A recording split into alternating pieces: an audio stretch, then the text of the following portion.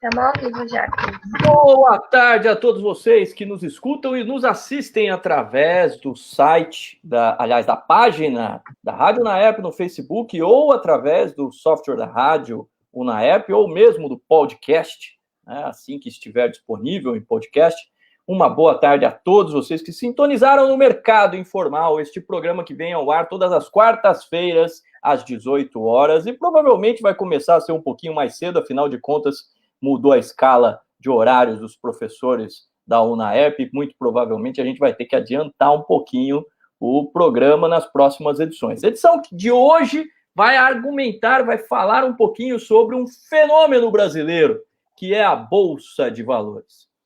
País mergulhado numa absurda crise que se agravou ainda mais com o surgimento do coronavírus, né, e se estendeu aí para outras modalidades produtivas e a todos os campos da nossa economia, mas no meio de tudo isso existe ali um fenômeno que, apesar de ter encontrado uma vala no meio do caminho, voltou aos píncaros da glória, como diriam os antigos, e está bombando, que é a Bolsa de Valores. Junto comigo hoje para explicar esse fenômeno e tentar falar um pouquinho sobre aquilo que vocês poderiam entender como algumas chances de aproveitar essa onda ou surfar no milagre brasileiro da Bolsa, estão o professor de contabilidade da FEA, Rony Kleber Bonizio, e o diretor administrativo da Univesp, Isso. Leonardo Terra. Leonardo que, aliás, ambos já foram professores da Unaep também. Rony foi um professor há algum tempo mais saudoso atrás. Acho que você teve aqui, acho que há 20 anos mais ou menos, Rony? Mais ou menos isso? Não queria declarar quanto tempo assim, porque começa a entrar em depressão, né? Porque isso já faz bastante tempo, mas é isso, há 20 anos, nos meus primeiros anos como professor, foi na Unaep, o que foi uma grande satisfação, tenho excelentes lembranças da Unaep, o ambiente da Unaep foi algo que me marcou muito, o ambiente acadêmico da Unaep, sempre foi muito descontraído, muito agradável, muito bom. Sim, aquele bosque cheio de pessoas bonitas e muita descontração. Eu entendo muito bem o que você quer dizer, com um certo pesar de ser professor e ter que ser uma pessoa séria por conta disso. Leonardo Terra nos deixou há pouco tempo, foi lá galgar novos estágios da carreira, hoje está como diretor da Univesp, e ele vai falar um pouquinho dele. Agora, Rony, eu gostaria que você falasse um pouquinho de você, mas antes eu queria dizer que conosco sempre estão o professor Marcelo Bufa, nosso especialista em política, em tempos onde a política é algo que precisa ser discutido, e a professora Beatriz Celan, que nos encanta com aquelas equações econométricas que ninguém entende, mas ela consegue entender, então a gente acredita nela. E Isabela, que está sempre com a gente na técnica, como eu sempre digo, afinal, porque somos um bando de dinossauros e não somos hábeis o suficiente para colocar esse programa no ar. Então, Rony, para começar a nossa pataquada de hoje aqui, se apresenta, por favor, conta um pouquinho aí da sua história, a sua relação principalmente com avaliação de ativos de empresas, né? Você se tornou um grande especialista de valuation, pelo que eu sei, não é isso? Bom, primeiro, boa noite a todos, boa noite aos ouvintes, aos convidados. Dizer que é uma grande satisfação estar aqui com vocês, um grupo muito seleto, o Christian, o Léo, a Bia, o Marcelo, a Isabela, enfim, certamente eu vou dar poucos pitacos aqui, a não ser alguma coisa mais tradicional, né? Porque certamente eu estou aqui junto com pessoas que estão muito mais atualizadas em relação ao tema. A minha formação é contabilidade, eu sou da primeira turma da FEA, de 1992. O professor Tabajara era da turma da administração, eu estava na contabilidade, enfim, a gente conheceu a FEA desde o começo. Fiz graduação aqui na FEA Ribeirão, e em seguida fiz o mestrado e, na sequência, o doutorado na FEA São Paulo. E antes mesmo de terminar o doutorado, eu entrei aqui na FEA Ribeirão como professor. Então, a minha trajetória, desde a graduação, sempre esteve ligada à FEA. Nessa trajetória, durante o mestrado, eu comecei a atividade acadêmica, comecei a atuar como professor, me identifiquei, e os meus primeiros passos como professor foram na UNAEP, né? Onde uma das instituições onde atuei, e que me deu muitas gratas realizações, né? Como professor, tive várias turmas, dei muita aula na UNAEP, aprendi muito na UNAEP, enfim, tenho uma história muito boa. E fiz grandes amigos aí na UNAEP, como eu disse, num ambiente bastante agradável de trabalho, e, enfim, e tenho uma boa relação, assim, uma relação carinhosa com a instituição. E depois segui minha carreira acadêmica como professor, e atuei em muitas ocasiões fazendo avaliação de empresas, especialmente empresas aqui da nossa região, empresas pequenas, empresas médias, onde a gente tem dificuldade de ter informações para fazer a avaliação, né? Porque, normalmente, quando você faz um valuation de uma empresa grande, você tem um conjunto de informações públicas, informações contábeis, auditadas, o que não acontece nas pequenas empresas. Então, a dificuldade é grande. Então, trabalho na avaliação de uma empresa de pequeno porte, é muito mais de garimpar a informação e construir a informação contábil financeira para fazer as projeções e fluxo de caixa projetado, e valor presente, e aquela coisa toda que todos conhecem. Tem me ensinado muito a respeito de conhecer o negócio e como o negócio aparece na informação que é projetada para se fazer um valuation. É isso. Muito bem, então o Rony nos mostrou aí que conhece a coisa na prática, e eu acho que ele vai ser formidável para nos explicar um pouquinho sobre a tal da análise conhecida como fundamental da empresa, né? Análise fundamental para fundamentalista, com base fundamentalista, que vai levar em consideração o desempenho da empresa em si, o desempenho dos seus ativos. Agora, temos no outro contraponto uma pessoa que tem uma certa experiência negociando ativos, como broker, até por questão própria, que é o Leonardo Terra, que também pesquisa, de vez em quando, os movimentos das ações das organizações e a sua relação com os seus ativos relacionados à sua atividade. Léo, fala um pouquinho de você, como é que você construiu aí sua carreira e qual a relação direta que você acaba tendo com o tema. Além disso que eu estou falando, que você, de alguma forma, está lá pendurado numa corretora, atuando diretamente nesse mercado. Boa noite a todos, boa noite aos convidados, boa noite aos ouvintes da Rádio UNAEP. Fazia muito tempo que eu não via algumas pessoas aqui, né? Essa pandemia afastou-nos também. A Bia, muito bom ver você, o Bufa também, faz mais de um ano que eu não vi o Bufa aí. Rony também, fazia um bom tempo que eu não via você, né, Rony? Apesar de eu ter te visto lá no meu condomínio alguns dias atrás, né, alguns meses atrás, mas... então é muito bom ver vocês. Eu sou formado pela FEA também, então o Christian aqui está sendo meio bairrista, ele trouxe 2 feanos, né? A diferença do Rony é que eu sou formado em administração, também fiz meu mestrado e meu doutorado na FEA. A minha área é mais a área de estratégia e processo decisório, que foi onde eu investi grande parte do meu mestrado e do meu doutorado. Trabalho muito com a questão de comportamento, trabalho muito com a questão de previsão e análise de cenários, que na verdade foi uma coisa que eu fiz durante muito tempo da minha vida também, até para ganhar a vida durante um período eu fazia análise de cenário para empresas, principalmente do setor do agronegócio, passando para eles aí as expectativas dos anos seguintes e formas de prever se eles iam ganhar ou não dinheiro, se eles deviam comprar ou não ativos. Minha vida na Bolsa começou em 98, já faz um bom tempo. Eu, diferente do Rony, ainda tenho coragem de falar quando eu comecei as coisas. Em um dado momento, eu creio que eu também vou chegar no mesmo ponto que ele, começar a ter medo de falar. mas eu comecei a mexer na Bolsa de Valores em 98 e comecei com uma tragédia. Meu primeiro investimento na Bolsa foi catastrófico.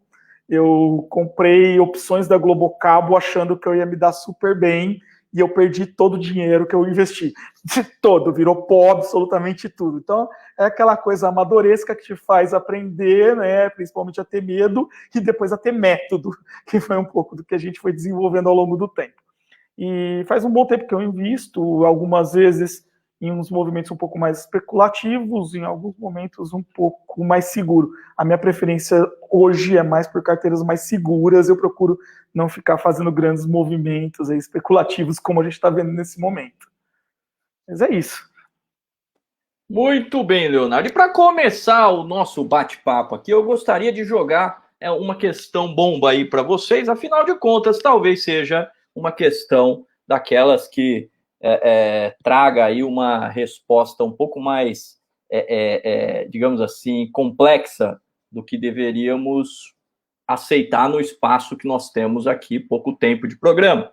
Mas, ainda assim, sabendo que temos aí pessoas aí imensamente gabaritados para responder, a pergunta é a seguinte: como é que, num ambiente catastrófico que nós estamos, e por que isso ocorre, enquanto a maioria dos ativos relacionados à produtividade das empresas está despencando por conta de que nós estamos em meio a uma pandemia que, de certa forma, veio a reboque de uma queda do nosso PIB no último ano, né? Então, o cenário, se pudesse ser mais catastrófico, só se caiu um meteoro em cima do Brasil, né? Espero que isso não ocorra. Vamos esperar, porque ainda não acabou o ano e esse ano está acontecendo de tudo.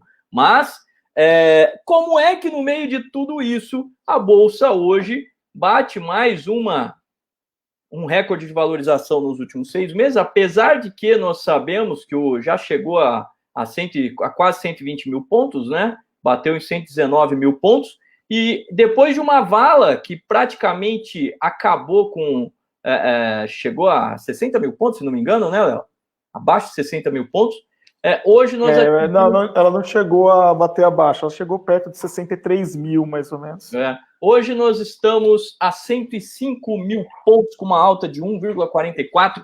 No dia de hoje, vejam, nós anunciamos esse programa 2 semanas atrás, né? Sabíamos que a coisa já... Somos meio mãe de Nas, né? Sabemos como que isso vai se comportar. A pergunta é a seguinte: o que está acontecendo? Está todo mundo perdendo emprego. Estamos no meio de uma recessão e a Bolsa está bombando. Qual de vocês consegue nos explicar primeiro? Rony, quer falar alguma coisa? Eu quero pelo seguinte, vamos deixar o especialista falar depois, porque eu vou falar bem em geral. O Léo Terra talvez consiga explicar com mais propriedade aí um pouco desse fenômeno, desse comportamento. Eu acho que tem alguns fatores aí importantes que talvez ajudem a explicar essa sustentação da Bolsa onde ela está, apesar de toda a crise que nós estamos vivendo. A primeira delas, que eu acho que talvez não seja muito comentada, é que nós temos uma demanda maior que a oferta na Bolsa. Quer dizer, a Bolsa brasileira ela é muito pequena pelo tamanho do mercado. Seja para o lado de quem toma recurso na Bolsa, seja para o lado de quem investe, né? Quer dizer, o mercado brasileiro é muito grande em relação à Bolsa, e ele é um mercado crescente, porque você tem um comportamento de investimento que ainda era muito tímido em relação às pessoas investindo, e esse mercado, e esse comportamento tem mudado significativamente de geração para geração. A juventude da minha geração não pensava em investir na Bolsa. E eu vejo os jovens hoje, os alunos, que muitas vezes têm uma renda de aluno, né? E eles investem de maneira sistemática na Bolsa. Quer dizer, então, eu acho que a demanda por investimento na Bolsa, ela é crescente. E a Bolsa não tem tantas opções de papéis aí. Então, tem um efeito oferta-demanda aí na minha humilde opinião. O segundo fator importante que eu acho é que, na esteira da crise, também teve uma mudança de comportamento dos títulos de renda fixa. Quer dizer, o investidor brasileiro se acostumou com uma, digamos assim, com algo bastante confortável ao longo de muitos anos, que foi ter títulos de renda fixa com rentabilidades comparadas aí ao mercado mundial muito altas. Então... Rony, até pegando o gancho aí, eu usaria a palavra obscena, né? Porque, na verdade, os títulos de renda fixa que nós tínhamos aqui eram obscenos, eram formas de fazer transferência de renda das mais cruéis possíveis, né? Usava recurso público para fazer grandes transferências de renda para rentistas cuja produção era bastante limitada no final das contas, né? Então... Sim, sem dúvida. Quer dizer, por que eu vou me arriscar na Bolsa se eu tenho um título público que rende 15% ao ano? Em lugar nenhum do mundo isso acontece, né? E isso aconteceu ao longo de muito tempo. E, de repente, essas taxas de rentabilidade caíram significativamente. Então, esse recurso migrou muito da renda fixa para a Bolsa, né? Então, eu acho que isso é um outro fator que ajuda a sustentar a Bolsa, apesar da crise. E a terceira, que eu acho que, e aí é muito voltada à expectativa, vocês economistas colocam muito bem isso, apesar de toda a crise que veio e causou um impacto, um susto muito grande no começo, quer dizer, quando veio a pandemia, visualizou-se uma catástrofe econômica que, de certa forma, está acontecendo, mas no dia a dia as pessoas veem que a vida continua.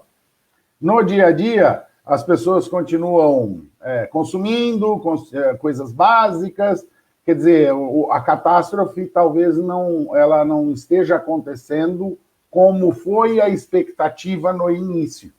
Então, talvez isso ajude a explicar um pouco essa retomada dentro da crise, né? Não que não exista um problema econômico, existe, ele vai ser grande, vai perdurar, mas eu acho que a expectativa inicial foi muito ruim em relação ao que vem acontecendo até então. Então, essas três coisas talvez ajudem a explicar um pouco o fato dela estar se sustentando onde está, apesar da crise. E aí, Léo, o que você acha que está acontecendo? Você acha que tem um movimento aí especulativo muito forte, que pode desenvolver uma bolha no futuro, ou há outro tipo de alicerce para esse fenômeno da Bolsa? Na verdade, eu concordo em gênero, número e grau com o Rony, trago até uma certa complementação com relação à questão das expectativas. Nesse momento, a Bolsa é extremamente influenciável por expectativa. O Rony, que é um fundamentalista, sabe que a maior parte do tempo a Bolsa está descolada dos fundamentos. Esse, inclusive, que a gente está vivendo, o momento que nós estamos vivendo hoje, é um momento que a Bolsa está descolada dos fundamentos. Tem ações que estão aí precisando de 17 anos de retorno. Eu estou tentando falar num linguajar que todo mundo entenda, mas precisando de 17 anos de retorno, né, de você investindo para ter o retorno sobre o investimento. É um prazo relativamente longo. Então, assim, os padrões mundiais estão na faixa de 10 a 11 anos. Então, se você for ver, está um descolamento realmente grande dos fundamentos. Mas a Bolsa é feita por expectativas. As pessoas estão ali trabalhando no ganho de capital com base nisso. Essa crise, inicialmente, que a gente viveu, ela criou um grande pandemônio, como o Rony bem colocou, criou uma expectativa muito negativa com relação ao cenário econômico e principalmente a duração da crise. Porque, não sei se vocês se lembram, mas quando a gente começou essa conversa da crise, falava-se numa vacina em 4 anos, 5 anos. Quando alguém falava que uma vacina podia sair esse ano, ou no mais tardar no começo do ano que vem, as pessoas falavam que estavam loucos. Tá? Eu mesmo fui vítima disso, tá? Tipo, então, falando com conhecimento de causa. O Christian até me viu uma vez numa discussão dessa. E hoje a gente está falando do quê? De vacinas, expectativa de pelo menos 3 grandes vacinas, já em fase 3 de teste, com expectativa de produção ainda esse ano. Tá? Mais tardar no início do ano que vem. Isso, obviamente, modifica toda a cadeia de expectativas. Veja que eu não estou dizendo que essas vacinas vão dar certo. Tem uma distância enorme entre você falar, estou na fase 3 e estou perto de ter um resultado, de você falar, esse resultado é positivo, eu vou conseguir produzir. Mas para o mercado isso muitas vezes basta, as pessoas veem aquela luz no fim do túnel e reagem de maneira eufórica e até desproporcional. E eu costumo brincar que a bolsa ela tem um efeito de uma mola, né? Se você comprime demais uma mola, a hora que você solta, ela vai subir mais do que ela deveria. E a mesma coisa, se você puxa uma mola demais, a hora que você solta, ela vai cair mais do que deveria até se reequilibrar. Então eu brinco que tem esse efeito de mola da Bolsa de Valores e as expectativas contribuem muito para isso. Então, no primeiro momento, aquele pânico todo empurrou a Bolsa muito para baixo. Hoje, ela talvez esteja descolada das expectativas. E uma outra coisa que aconteceu é que essa reação de expectativas também foi muito grande em cima de empresas que não deveria ter sido, cujo impacto da crise é até positivo. Algumas foram, obviamente, muito abaladas. Você pega uma Embraer da vida, ela foi dizimada, mas faz todo sentido nesse momento ela ter sido dizimada. Mas, em contrapartida, empresas como a Vale e outras empresas de natureza similar, a própria VEG, foram muito pouco afetadas, tecnicamente, pela crise. As empresas da área de alimentos também foram muito pouco afetadas pela crise. Então, não se justificava toda aquela queda inicial. Só que, como tudo que é eufórico e a baixa foi jogada todas para baixo de maneira desproporcional, num determinado momento, a hora que se retoma também, se puxa todo mundo para cima de uma maneira desproporcional. Então, às vezes, não há uma aderência muito grande, principalmente nesses momentos de crise, onde a incerteza fala muito alto, né? Hoje a gente está num momento de incerteza muito pesado, e aí as pessoas tentam seguir um efeito manada, praticamente. A gente vê aí um pouco de efeito manada. Não, só para localizar alguns dos nossos ouvintes aqui, porque nem todo mundo tem aquele expertise técnico na área econômica, gostaria de dizer o seguinte: não necessariamente existe uma aderência do desenvolvimento ou performance da organização e a sua precificação no mercado secundário de ações, porque nós estamos falando de mercado secundário. O mercado primário é aquele onde há a primeira subscrição das ações. O mercado secundário é aquele que nós, gente comum, costuma operar, comprando lá algum tipo de ativo. E por que não há essa aderência direta, necessariamente? Na verdade, a performance da empresa não é, de maneira nenhuma, afetada por uma valorização ou desvalorização do preço da ação. Entretanto, o inverso pode ocorrer, porque se você tem uma boa performance, há uma expectativa de melhor remuneração aos sócios, e aí o ativo da empresa pode vir a valer mais. Né? Isso é só para ilustrar para o pessoal que está chegando agora, não conhece muito bem o mercado de ações, como é que funciona essa relação. Tá? Ou seja, quando nós estamos falando de papéis das empresas, quando essas empresas são negociadas no mercado secundário, não há, de maneira alguma, aporte direto de recursos de quem está comprando ações para as organizações. Isso ocorre no mercado primário e, usualmente, quem tem prioridade são aqueles que já são sócios, já possuem cotas das ações, só se ninguém comprar é que é aberto para quem não tem. Então, no mercado secundário, essas ações são negociadas, mas, logicamente, existem as ações ordinárias, que elas podem te dar direito a optar sobre os caminhos da gestão da organização, e por isso esse mercado é muito interessante para quem, de alguma forma, quer controlar as operações de alguma empresa e, de certa forma, tentar alavancar recursos ou algum tipo de lucro com esse tipo de operação.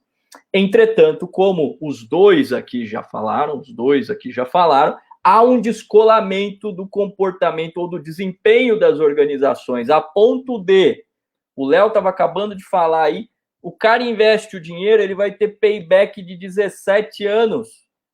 17 anos no dinheiro investido no mercado secundário, ou seja, se ele ficar 17 anos com aquela ação que ele comprou, somente então, ele vai ser remunerado pelo dinheiro que ele investiu. O que significa dizer que é um mercado louco para quem pensa no longo prazo, em se remunerar com o lucro que essas empresas vão dar e a remuneração dos acionistas dessas empresas. Entretanto, no Brasil, principalmente, quem entra nessa brincadeira está ali para valorizar o próprio preço do ativo que comprou, para poder, no movimento seguinte, obter um ganho com a venda. Né? Então, seria quando você tem uma valorização de algum bem que você comprou, e aí você vende alavancando algum tipo de lucro. Esse tipo de movimento, ele combina mais com a especulação do que propriamente com a formação ali de uma poupança, com a formação de uma renda futura ou mesmo de uma aposentadoria. Eu queria que vocês me dissessem, agora baseado nessa explanação que a gente deu aqui para o pessoal estar sempre na nossa mesma página, o que vocês acham que falta para o mercado de capitais no Brasil para que a gente possa ter as pretensões de considerar a Bolsa como um investimento factível para fundos, como fundos de pensão, etc., e reduzir o risco da Bolsa, tendo em vista que nós temos uma distância muito grande daqueles países onde os mercados de capitais já estão consolidados. Né? O que vocês veem como alternativa para melhorar a situação do mercado de capital brasileiro, da Bolsa brasileira? Podem começar aí, eu não... Tá, vamos lá. Posso, Rony? Você me dá... Obrigado. Eu vejo que tem vários pontos em relação ao mercado brasileiro que complicam essa visão de longo prazo. Um dos principais está ligado à estratégia tributária, à estrutura tributária brasileira. A estrutura tributária no Brasil, por incrível que pareça, ela é mais direcionada para favorecer o movimento especulativo do que um movimento de investimento de longo prazo.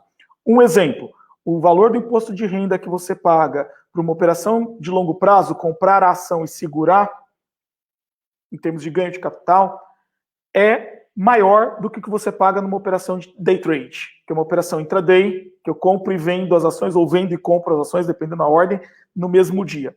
O que é uma aberração, porque eu estou, em tese, nesse caso,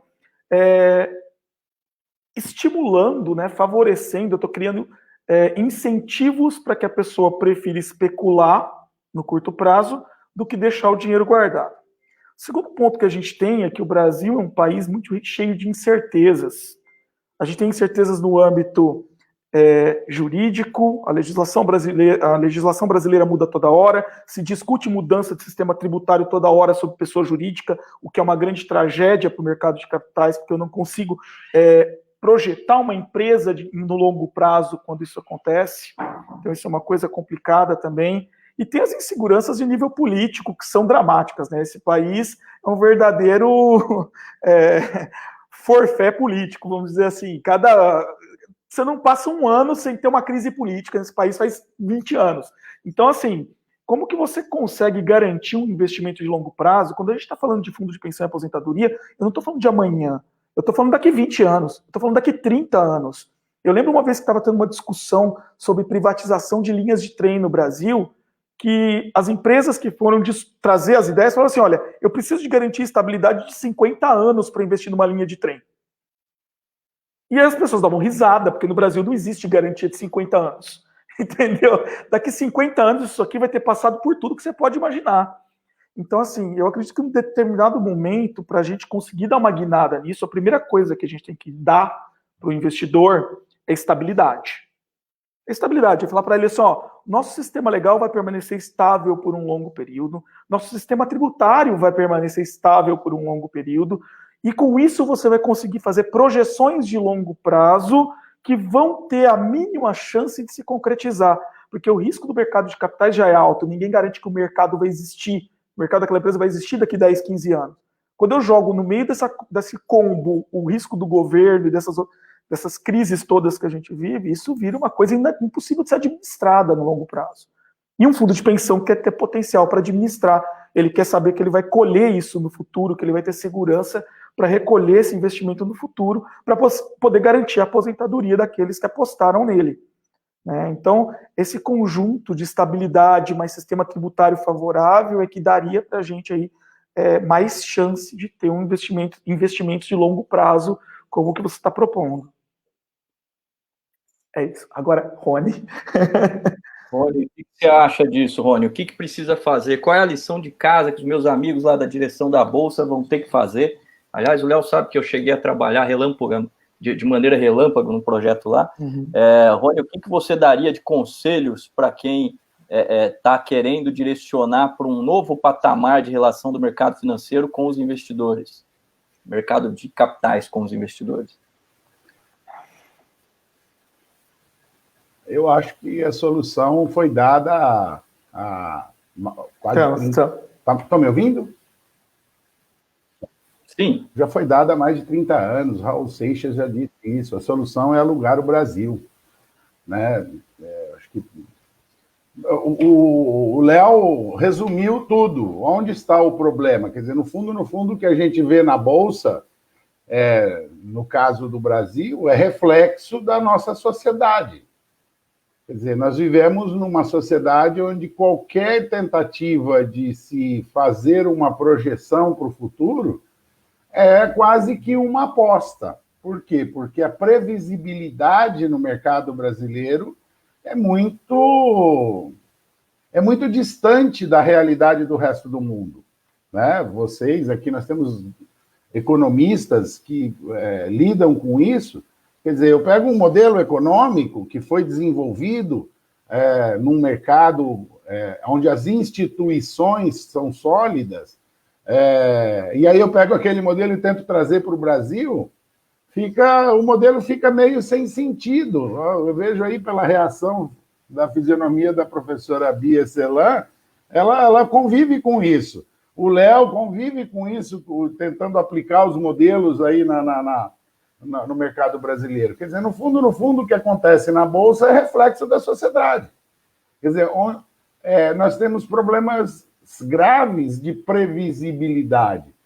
Quer dizer, eu vou fazer um investimento num negócio no Brasil, qual é a previsibilidade que eu tenho em relação a questões tributárias, a questões trabalhistas, políticas, do próprio mercado? Quer dizer, não tem previsibilidade. Então, é quase que uma aposta num jogo, né? Então, fica essa montanha-russa que a gente vê acontecer na Bolsa todo dia. E a solução foi dada há 30 anos. Eu só ouvi a música do Raul Seixas, aluga para alguém que saiba fazer uma economia previsível, que a gente resolve o problema. Você sabe, Rony, que eu estava, uns anos atrás, que eu morava em Illinois, nós recebemos no departamento que eu trabalhava lá, no departamento de economia lá da Universidade de Illinois, a visita de um pessoal do Banco Mundial, e mandaram, ao invés de mandarem o Canuto, não, mandaram um argentino para conversar com o pessoal brasileiro do departamento, que eles queriam formadores de opiniões que trouxessem a ideia deles para o Brasil, e a ideia deles é que o Brasil deveria contratar o Banco Mundial para administrar os seus projetos, porque os projetos no Brasil são muito mal administrados.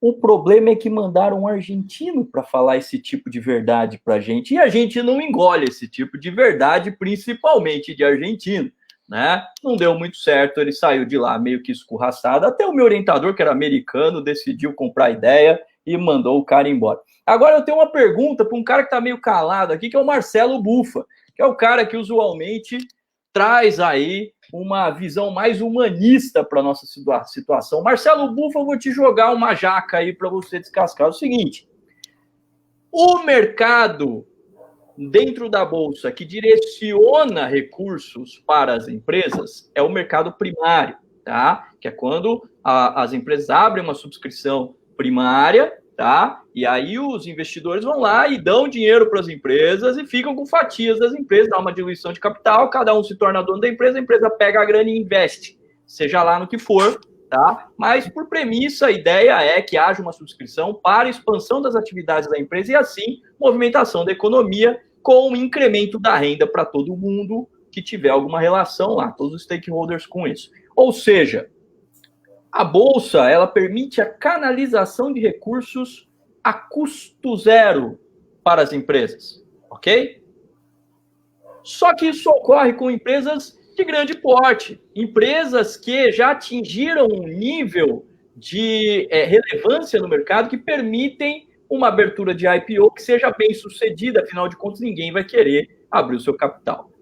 essas empresas vão concorrer com empresas menores, que quando precisam expandir suas operações e tomar os seus recursos no mercado, precisarão ir a um banco. E como vocês sabem, o spread bancário neste país é o maior do mundo, ou está entre os 3 maiores do mundo, né? O que significa dizer que essa empresa vai pegar recursos a juros cavalares e vai ter que ter um desempenho absurdo para conseguir cobrir esse endividamento. Eu te pergunto, Bufa, seria a Bolsa de Valores, em um país ainda incipiente de investimentos como o Brasil, mais um veículo para o distanciamento daquele que tem menos para aquele que tem mais? Ô Christian, eu acho que isso tanto quanto para poder investir realmente, né? Parece que há uma facilitação. Nos últimos anos, acho que vem acontecendo isso, né? Para pequenos investidores, quem tem menos dinheiro poder estar investindo em bolsa, né? Mas ainda assim é algo que de fato separa os grandes dos pequenos, porque a grande captação, como você falou, custos zero vão vir das grandes empresas mesmo, né? Vai acabar indo para essas grandes empresas. Ao ponto que o pequeno, no caso, né, vai ser sempre o mais afetado. E como a gente viu, né, não é só nessa situação, mesmo na pandemia mesmo, as empresas que mais quebraram foram as pequenas, não foram as de grande, de médio porte, né? Mas de fato é isso. Acho que na verdade, você já fez a pergunta com observação anteriormente, já com a resposta já. Né? É mais uma situação em que o pequeno, na verdade, né, não vai ter tanto acesso a recursos num preço razoável como pode ter um grande investidor, né? E como o Léo colocou em algum momento aí, isso faz muita diferença de modelos de empresa a modelos de empresa também, né? Teve empresas que não foram tão afetadas com essa questão da crise também, né? De setores que são diferentes. Então, acredito que mesmo nessa de captação de recursos, né, nós temos um pequeno empresário brasileiro, de novo, sendo desfavorecido. E eu não sei se eu estou errado, mas parece que são as pequenas empresas que mais contratam no Brasil, né? Então, é uma situação que a gente afeta o nível de emprego também, né? O que vai acabar caindo aí, no caso, para o trabalhador. E com menos emprego e menos grana para poder poupar, né? O cara não vai ter. O cara pode nem pagar as contas do dia a dia, como vai pensar em investir em bolsa para ganhar alguma coisa, tá? Mas eu acho que é por aí mesmo, Christian. De novo, o pequeno acaba sendo prejudicado aí. Agora, mandar a minha pergunta para a Bia. Bia, isso não acaba contribuindo para a formação de oligopólios ou monopólios, uma vez que a competitividade entre os pequenos e os grandes acaba desequilibrada, ou o pequeno investe em algo completamente disruptivo e inovador, ou ele não vai conseguir brigar de igual para igual, principalmente porque se o grande quiser, ele põe o preço lá embaixo, afinal de contas, ele tem capacidade produtiva de escala e pode diluir os seus custos fixos. O que você me diz a respeito disso, Bia? E em relação a esse monopólio, você acha que isso é uma tendência no mundo capitalista, ou no Brasil isso é pior por conta do nosso mercado de capitais incipiente? Então, né, Cris, eu acho que é muito da característica da economia brasileira a gente ter esse mercado tão monopolizado e oligopolizado nos diferentes setores. A gente acaba não fazendo muita questão de tentar mudar esse tipo de comportamento na economia brasileira. E aí o mercado de capitais, como ele acaba realmente se concentrando em um número pequeno de empresas que oferecem ações no mercado de capitais, se você comparar com outros mercados que são muito mais desenvolvidos, o Brasil é um nanico em relação ao mercado de capitais. E aí eu acho que realmente isso acaba trazendo problemas e a gente não consegue usar o potencial desse mercado de capitais para as pequenas empresas, para que elas possam buscar, que nem você acabou de falar, essas inovações disruptivas, para que a gente possa colocar essa criatividade que o brasileiro tem tanta em prática, né? E aí, já aproveitando esse esquema, eu estava aqui vendo, e aí eu queria perguntar para os nossos adorados convidados, Eu estava vendo aqui que a gente chegou à grande marca de mais de 2,6 milhões de brasileiros, de pessoas físicas, que fazem investimento no mercado de capitais, na Bolsa de Valores. E aí, tem gente que começa que nem o Léo, que falou lá que em 98 ele fez algum investimento achando que ia dar super certo e que ia ganhar rios de dinheiro e que do dia para a noite ia ficar milionário. E tem aquela pessoa que quer fazer que nem você falava, Cris, que quer fazer um investimento de longo prazo, quer fazer uma rendazinha. E aí eu queria saber dos dois. Esse povo todo, eles têm conhecimento, assim, porque economistas acabam tendo mais conhecimento, a gente consegue, assim, ir buscando esse conhecimento também, mas esse pessoal, eles precisam fazer o quê para que eles consigam se manter e não se desesperem, principalmente nesse momento que a gente está vivendo de grandes oscilações, porque se eles acham que vai continuar crescendo do jeito que está, nesses momentos assim, será que vai continuar assim ou é só um momento mais especulativo mesmo? E aí? O Léo, ele tá coçando para falar ali, que eu lembro que eu estava falando aqui, eu olhava para a cara do Léo, ele estava assim, passa para mim, Léo. Joga a bola, joga a bola. Eu tinha comentado com a resposta para a Bia aí, por favor.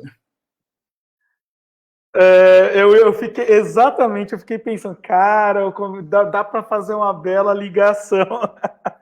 Eu tenho 2 pontos aí. Eu vou primeiro fazer a ligação com o que o Bufa e o Christian conversaram antes. Eu tenho uma visão sobre o sistema bancário brasileiro, tá, que é um pouco diferente da dos demais.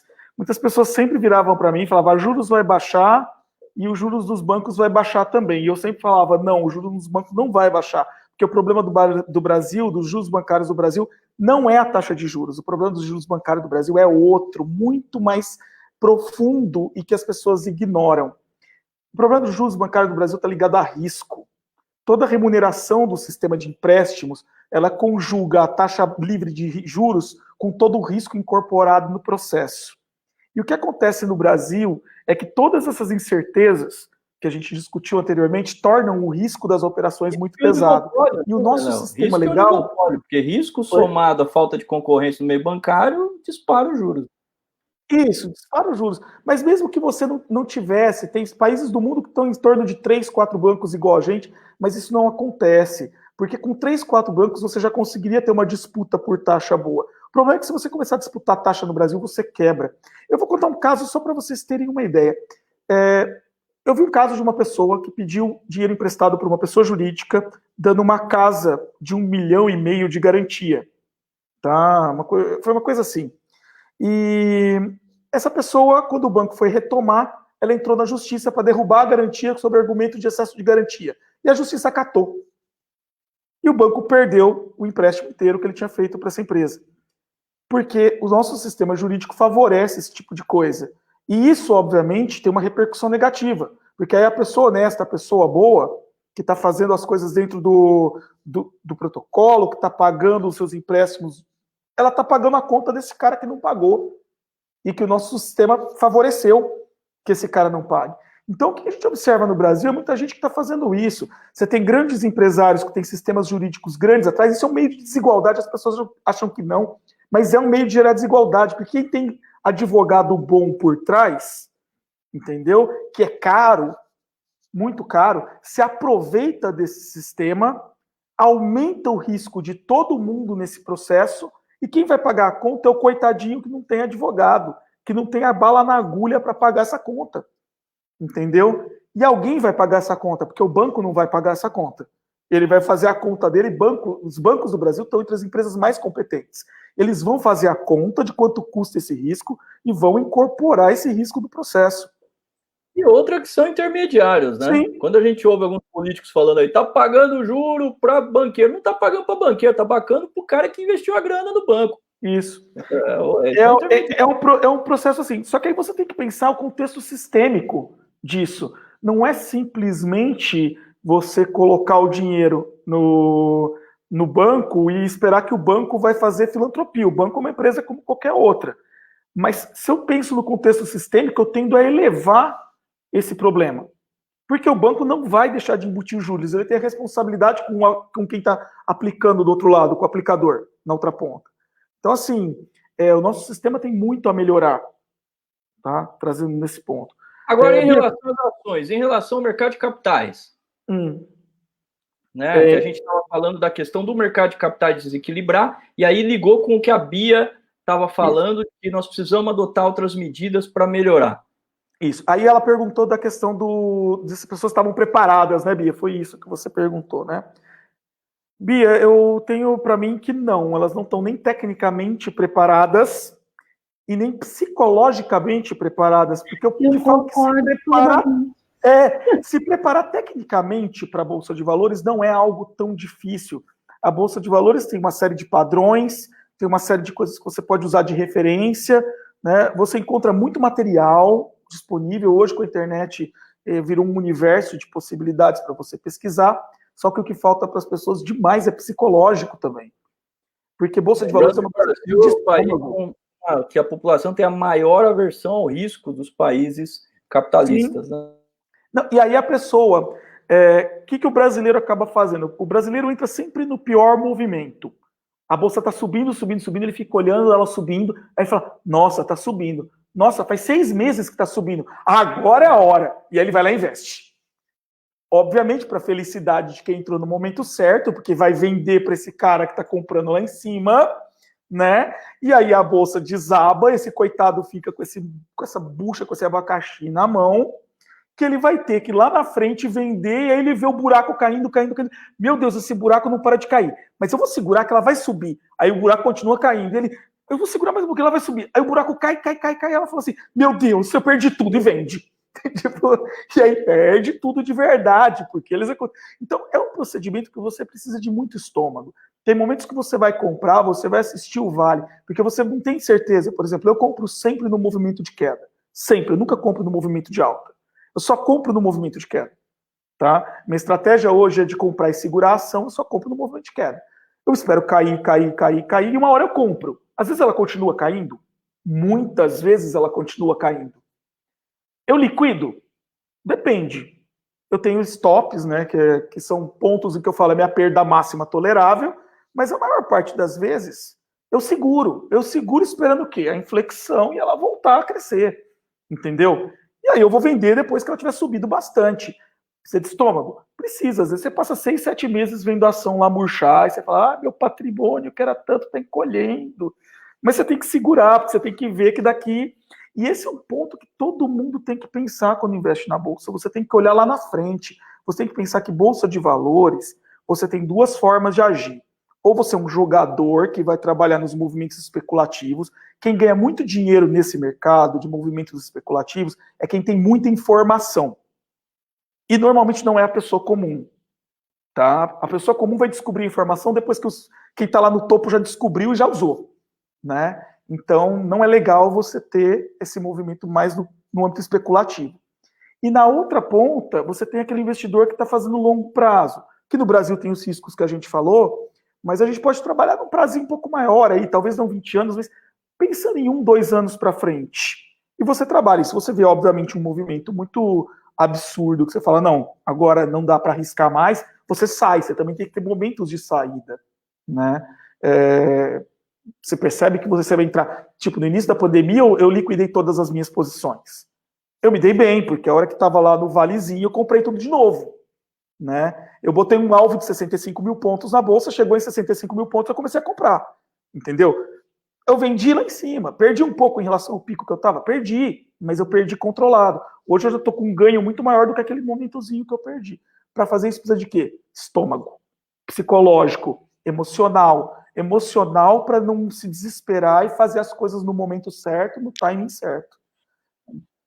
Mas para você que está nos assistindo, que não tem em sua casa omeprazol e Rivotril para fazer as técnicas que Leonardo faz, eu gostaria de perguntar para o Rony. Rony, nós sabemos que não há aderência nenhuma do mercado secundário do desempenho das empresas. A pergunta é, o valor da empresa real é aquilo que o papel da empresa está sendo precificado na Bolsa de Valores, ou o cara pode estar comprando algo que está muito mais valorizado do que a empresa vale realmente, uma vez que a sua área de que é valuation, né, valorização, avaliação das empresas. O que você acha? No Brasil, nós estamos numa bolha especulativa em relação ao valor real dos ativos das empresas?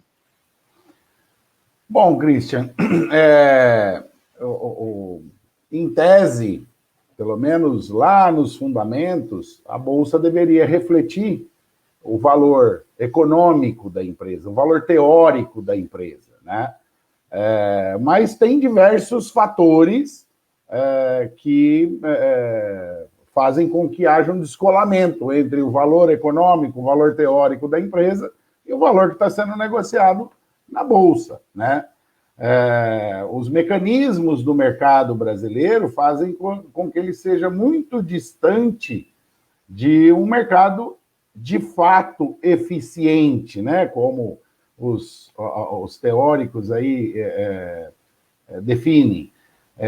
Portanto, o valor que está lá na soma dos valores das ações, ele está muito distante do valor teórico.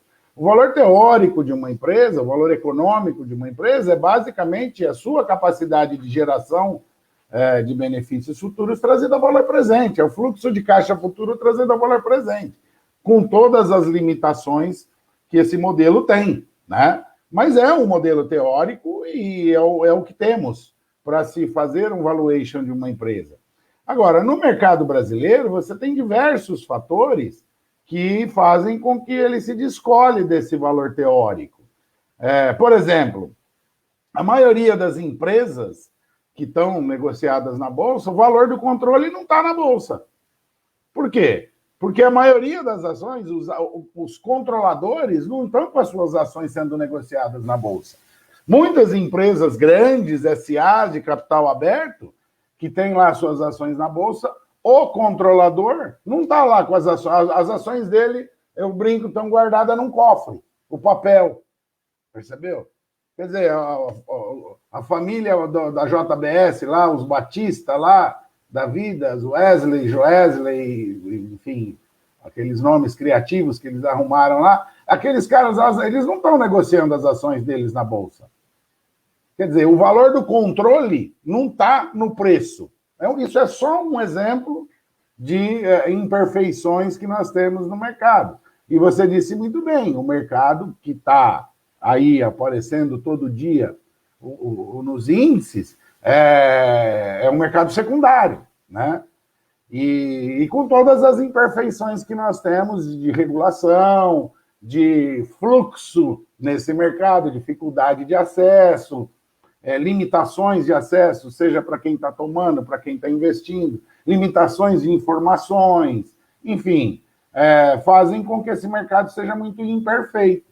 Portanto... Mas vamos lá, só para o pessoal que está nos ouvindo entender, Rony, quando você está fazendo a valuation de uma empresa, a quantos EBITDA que seja, chega mais ou menos uma empresa que você faz a avaliação? Existe eu sei que varia de setor para setor, mas existe ali uma média de EBITDA, porque pelo que o Leonardo nos falou, no Brasil nós estamos aí com 17 anos para começar a ter o payback da bagaça quando estamos investindo na Bolsa.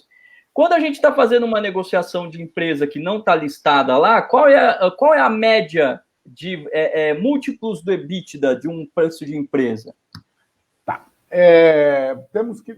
Aí tem vários aspectos. Primeiro, quando você fala em mercados... Às vezes eu uso um termo que é um pouco ácido. Num país sério, você falar em coisas de mais de 10 anos de payback é natural, né? Então, se você for num país sério, numa economia séria, estável, eu vou fazer um investimento que vai me retornar o capital em 15 anos. É perfeitamente normal você ouvir falar nisso. Quando você fala em Brasil, não se fala em mais de 10 anos, né? Em qualquer relação que me dê de payback, capital investido em relação ao EBITDA, por exemplo, não se fala em mais de 10 anos. E dependendo do setor e dependendo do negócio, não se fala em mais de 5 anos, né? Por quê? Justamente pela raiz do problema que nós estamos falando, a instabilidade. Quer dizer, o que é o longo prazo no Brasil, né? Então, quando se fala em múltiplo, o múltiplo, ele é, com todas as limitações conceituais que nós conhecemos, o payback ou um múltiplo em relação a um EBITDA, com todas as limitações, ele é o indicador mais usado para tudo no mercado. Quer dizer, eu faço um valuation, eu uso todas as técnicas, todos os cuidados dos fundamentos para fazer um valuation, e o cara que vai comprar, o que vai vender, ele está olhando o payback, que é um múltiplo. Percebeu? No fundo, a decisão vai ser tomada em função disso. Bom, para esse negócio aqui, eu não aceito se o payback for maior do que 4 anos.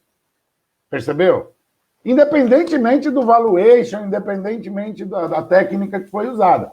O valuation é feito com base num fundamento teórico. Ele vai apurar o valor teórico. A decisão vai ser tomada em função do payback. E é natural que seja assim. Porque o que o investidor está olhando? Olha, eu estou investindo em algo que tem um nível de instabilidade que eu não consigo enxergar um horizonte muito longo, portanto, eu preciso retornar meu capital no máximo em X anos. Entendeu? Por isso que o múltiplo ele é tão valorizado ou tão utilizado, porque ele é simples e ele dá uma referência prática para o investidor, né? Agora, não existe uma receita, isso muda de setor para setor, né? Claro. Eu vou investir numa usina de açúcar e álcool, um negócio de capital intensivo, e é um negócio que, apesar de toda a oscilação no mercado brasileiro, ela tem uma perenidade, tem uma expectativa de mercado de maior prazo, eu tolero um múltiplo que me dê um horizonte de 7 anos, 8 anos. Agora, eu não vou fazer a mesma coisa no setor de serviços, no setor de tecnologia. Perfeito. E você já está me mostrando, então, que um múltiplo de 17 anos é algo um pouco fora do normal. É, fora do normal. Mas assim, Christian, só para deixar uma observação, tá? São 17 anos para retorno com dividendos, não necessariamente ganho de capital, tá? Perfeito. E não necessariamente também com o lucro da empresa, porque nem todo o lucro que a empresa tem se reverte em distribuição de dividendos, inclusive pode se refletir em variação patrimonial ou até expectativa. Mas no caso das empresas que o Rony trabalha, como o cara assume o controle, né, ele pode decidir, né? Então, pessoal, já chegamos a 1 hora aí da nossa participação. Eu queria agradecer muito aos senhores, mas não vou deixar que vocês vão embora antes de uma perguntinha capciosa. Tenho dinheiro. Leonardo e Rony, o que é que eu compro para me garantir neste momento da Bolsa? Leonardo, você tem a sua dica? Ou você vai esconder o jogo porque você não quer que todo mundo corra para aquela ação? Aliás, é uma boa, né, cara? Você vai influenciar o mercado aí. Se você... Pois é. Mas aqui isso é crime, né? Então, mas eu imagino que as pessoas que estão nos assistindo não têm todo esse volume aí de capital. Quer dizer, de repente o Jorge Paulo Leman está aqui conectado, ele já falou que assiste o nosso programa. Senhor Leonardo, qual é a dica do senhor? Olha, eu não gosto de indicar papéis, ainda mais em momentos como esse, que são de grande instabilidade. Por exemplo, eu estou acompanhando o mercado de perto e só na última semana a gente teve uma queda grande e 2 altas grandes. Então, assim, e no espaço de uma semana a gente teve variações gigantescas. Eu cheguei a ver a ação aqui do meu portfólio subir 7% num dia e cair 5% no outro, tá? Então, eu acho que se eu puder dar uma dica para as pessoas, vai com calma, principalmente em momentos como esse. Né? Não corra riscos desnecessários e não invista além daquilo que você está disposto. E prefira empresas mais sólidas, que você sabe que tem alguma perpetuidade, que mesmo que você perca alguma coisa hoje, ela vai se manter e se sustentar no médio e longo prazo. Lembrando que longo prazo no Brasil, como a gente vem falando aqui, é coisa de 2 anos, tá? Então, assim, se eu pudesse dar uma indicação, é essa. Muito bem. Rony, qual é a sua dica para os nossos futuros investidores? Eu acho que a sugestão que eu daria é muito alinhada com a do Léo, porque qualquer dica que pudesse dar, a menos que houvesse uma informação privilegiada, qualquer expectativa já estaria no preço. Então, não seria uma dica, né? Eu acho que a primeira coisa, antes de casar com uma ação, ou antes de ter qualquer relação com ela, ou casar-se com um papel, ou antes de ter qualquer relação com ele, conheça melhor esse papel, dê uma namorada antes com ele, né? Eu, antes de comprar, eu pelo menos acompanharia a movimentação que aquele papel teve nos últimos tempos, né? Ou numa análise técnica, numa análise gráfica, talvez até simples. Qual foi a movimentação dele? Quer dizer, eu fico vendo o que acontece na televisão, e aí eu falo assim, por exemplo, tá? Vou usar só como exemplo. Puxa vida, Magazine Luiza deve ser um excelente negócio, não é? Se eu olhar em termos de mercado, Magazine Luiza deve ser excelente. Mas se eu for olhar lá na movimentação, talvez ele esteja lá em cima. Quer dizer, não é momento de comprar, né? Talvez olhar a movimentação do papel, eu quero investir em quê? Né? Eu quero investir em banco? Bom, então eu vou pegar os papéis dos bancos e acompanhar a movimentação dos últimos tempos, né? E aí eu falo assim, poxa vida, talvez eu seja melhor esse ou em detrimento desse, e assim por diante. Eu acho que a dica é essa. Porque indicar um papel especificamente é uma aposta. Aí apostar, joga no vermelho ou no preto e bola para frente. Joga no cavalo número 13, né? Eu queria agradecer muito a presença dos senhores, achei que a conversa foi de bastante alto nível. Obrigado pelo Léo aí que retornou à casa aí para nos dar essas explicações muito bem-vindas. Os alunos têm grandes memórias do Léo, inclusive uma vez que ele veio vestido de personagem de filme de terror para aplicar prova para os alunos. Foi um negócio maravilhoso. Tem aluno que não dormiu durante 6 meses depois daquela prova. O Rony, muito obrigado por estar aqui com a gente. O Rony é um querido de todos nós. E muito agradecer a presença dos nossos queridos colegas que estão aqui todas as semanas conosco, a Isabela, o Marcelo e a Beatriz. Muito obrigado para você que teve paciência de estar aqui com a gente até agora. Um grande abraço e na semana que vem voltamos com mais tema relevante de economia no mercado informal. Um abraço a todos. Até mais.